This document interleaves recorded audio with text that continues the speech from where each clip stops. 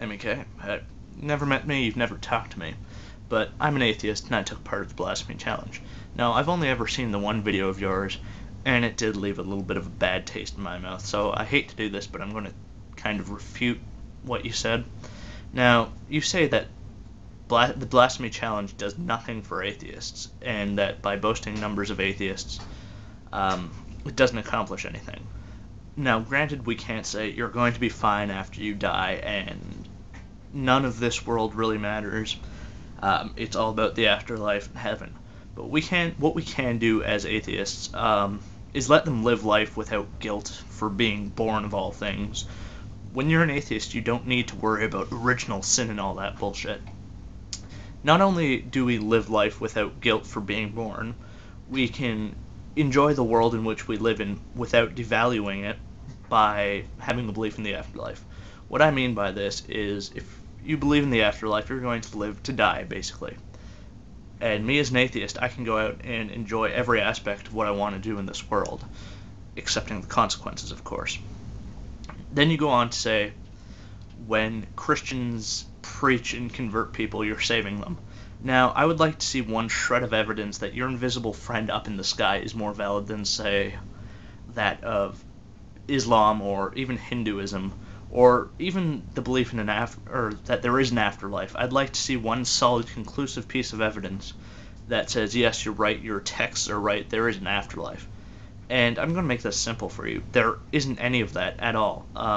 Just like I can't say that there is no God because there's no evidence for God, and there's no evidence against God because it's all subjective.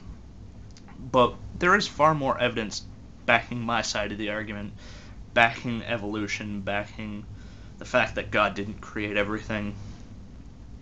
Then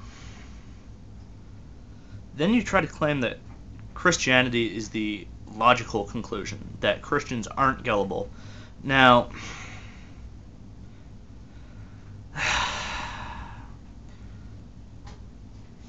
okay, women was made from the rib of a man, and that woman was convinced to eat a fruit by a snake with legs that would give them the knowledge of good and evil, that would get them kicked out of paradise. That seems logical. Furthermore, you believe that your God raped a woman while the woman stayed a virgin and had a virgin birth that was actually not just a child, but the person who raped her, who was the child's father. And later on, that child became a zombie, and that's what you worship now as Christians. That's real logical there.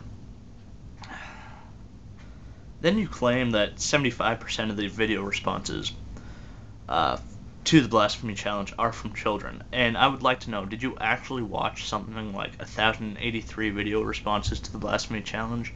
I know I sure as hell didn't, but if you wasted your time, power to you. And here's a little fun tidbit. Chances are 75% of the users on YouTube are children and teenagers, so that would kind of explain why 75% of the video responses were from children or teenagers. I don't see why you don't understand that concept. The teenagers are the target audience of YouTube, so of course there are going to be more videos by them compared to anybody else, except for if you're, Mendham or something like that. But yeah, that's all I have to say. My favorite biblical quote, I can't remember it offhand, it's the one about how having long hair is a sin, even though the Romanized image of God, or Jesus, both of them actually, have long flowing hair and beards. Yeah, so that's that. I still think Christianity's a crock of shit. If you want to argue it, come do it. Show me some real evidence backing anything you've said, really. If these atheist videos disgust you, just don't watch them. It's that simple. And yeah, that's all I really have to say, so until next time.